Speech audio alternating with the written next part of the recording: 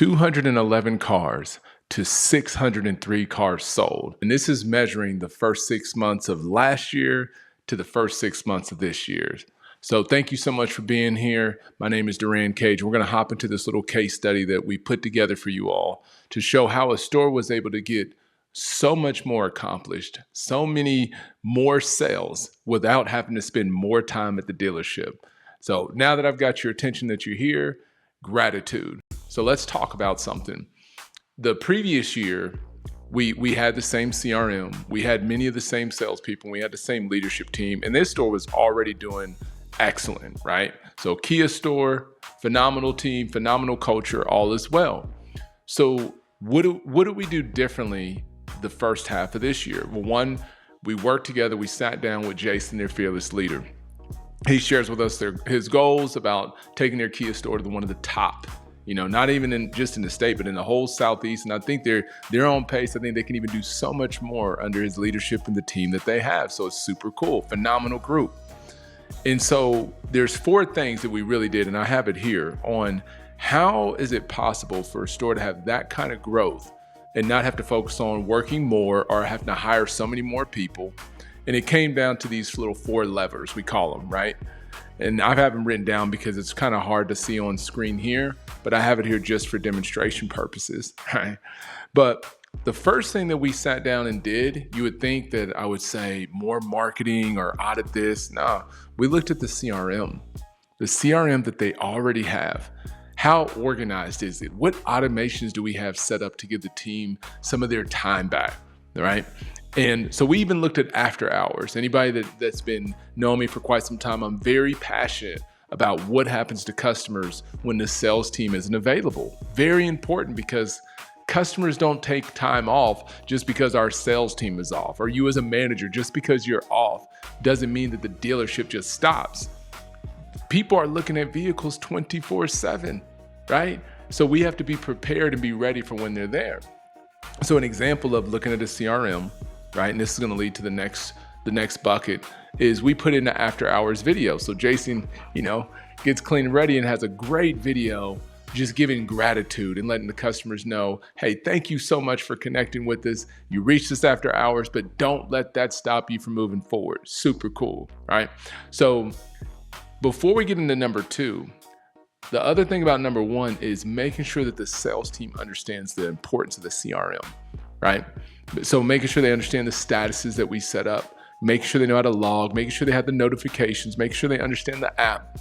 Because if we focus on putting in more leads, we want to get more customers to ring, we want more, but we don't know how to properly organize and work those customers using your CRM or the tools that you have, you're wasting so much of your money, because how are you going to follow up with the customers that did not purchase, right? So that gets to number 2 is video, because video is part of our follow-up process, but we want to make it one of our main means of communication. So this store has people FaceTiming their customers. They're putting video content on their social media. We're having videos in the CRM like we talked about, the after hours videos, during business hours. We're doing campaigns. We're doing video campaigns to customers from the last 90 days. We're doing equity mining campaigns with videos.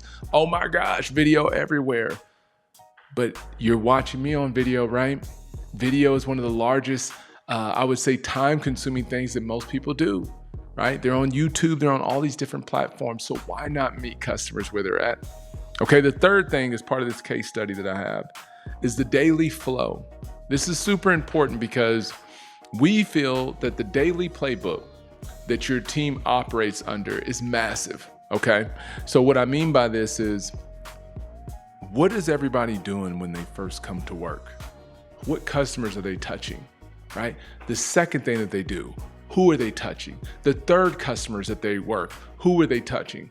And so what we do in the CRM, we actually label them in order. Number 1s, number 2s, number 3s, number 4s, number 5. So that way it's almost at a 3rd grade level, no offense, but to make it to where you could hire anybody. You could bring in my 9-year-old son and he could look at the computer and be like, oh, start with the 1s, I got it. Start with the 2s, I'll get with the 2s next. Okay, then I need to work the 3s. Because if everybody is organized from the leadership all the way down to back up, everybody's rowing in the same direction. You know what I mean? Okay. Now, number 4, the last one, and this is so important, is making sure that we have established KPIs and benchmarks for our team and that they understand them. All right. So we're big on making sure that you know, what should the customer to video rate be? 100%. What should our customer to engagement rate be for our customers in the last 30 days that were online? What percentage of those should we be talking to Duran? 70%, 80%. You have to have a number established. So there's a